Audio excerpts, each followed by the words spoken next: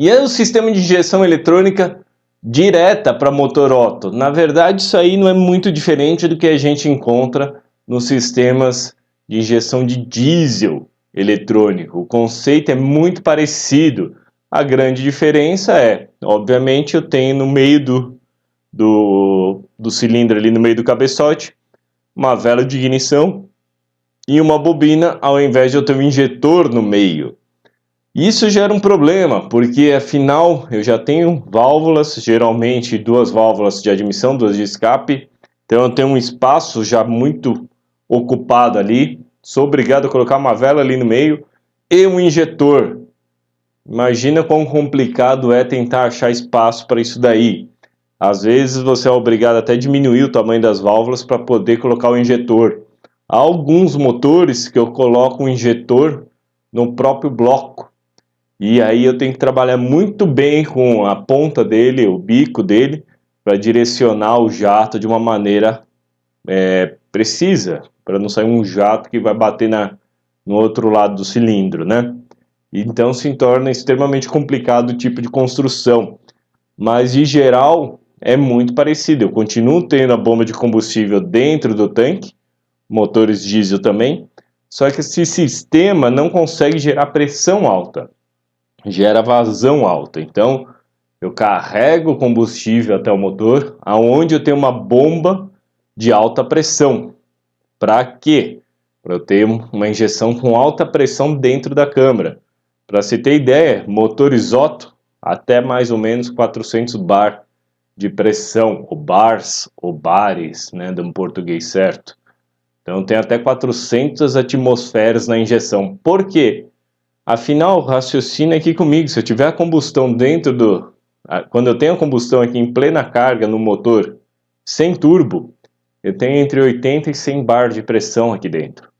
Se eu tiver turbo, eu posso chegar até 160, 180 bars de pressão. Então qualquer coisa que seja menor que isso na minha injeção, vai acontecer o efeito contrário. A combustão, os gases de combustão vão querer entrar pelo injetor. Então o injetor tem que ser uma pressão muito maior, trabalhar com um sistema de pressão muito maior, e também quanto maior ele trabalhar, maior vai ser a pulverização. Nos diesels, no motor diesel que a gente explicou aí no vídeo passado, tamanho de molécula, cada vez mais eles estão tentando fazer molécula cada vez menor para atender normas de emissões.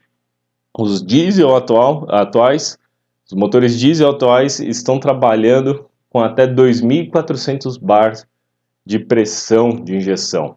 Então é extremamente alto, e obviamente que na hora de desmontar isso aqui você tem todo um procedimento para desmontar, senão soltou uma peça que está pressurizada, isso aí vira um tiro, né?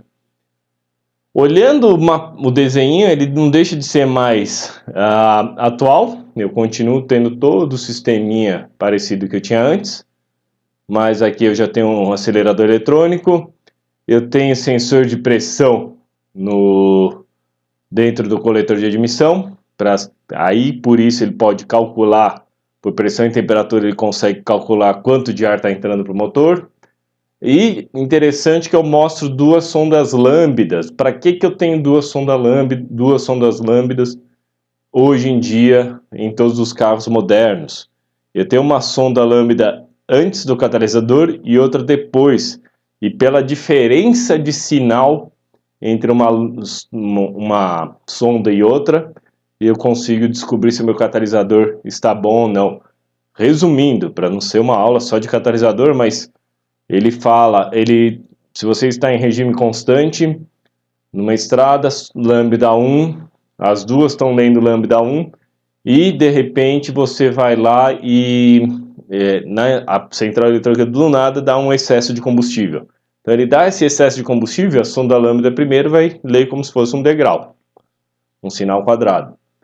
Se a segunda lambda for, na hora que ela lê o sinal que chegou, deu o sinal quadrado na primeira, se a segunda lambda também tiver um sinal quadrado, significa que meu catalisador já era, já não estou convertendo nenhum gás nocivo, e por lei eu sou obrigado a acender uma luz no painel, prejudicar o desempenho do motor e etc, para forçar o cliente, o motorista, o dono do carro a trocar o catalisador. para o carro continuar não emitindo muitos gases nocivos. Mas se eu tenho esse degrau na primeira sonda e a segunda absorve esse sinal, vem um sinal mais amortecido, significa que o meu catalisador está muito bom ainda.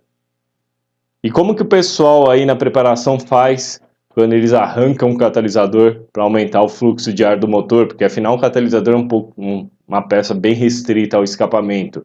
Se eu deixar simplesmente aberto, as duas vão ter a mesma leitura e o sistema fica maluco. E vai acusar como se tivesse erro, como se o catalisador estivesse ruim.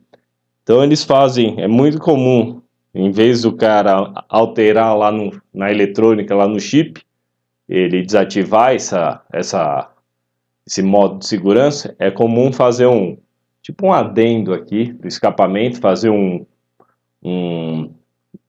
uma ramificação em U aqui para trás e coloca a sonda bem nesse ponto atrás. Como o fluxo passa extremamente rápido numa direção, ele leva um tempo até chegar lá naquela sonda e, consequentemente, como leva um tempo para chegar na sonda, os sinais são diferentes e o sistema não acusa nenhum erro. Aqui também a gente mostra a EGR, que o que seria a EGR?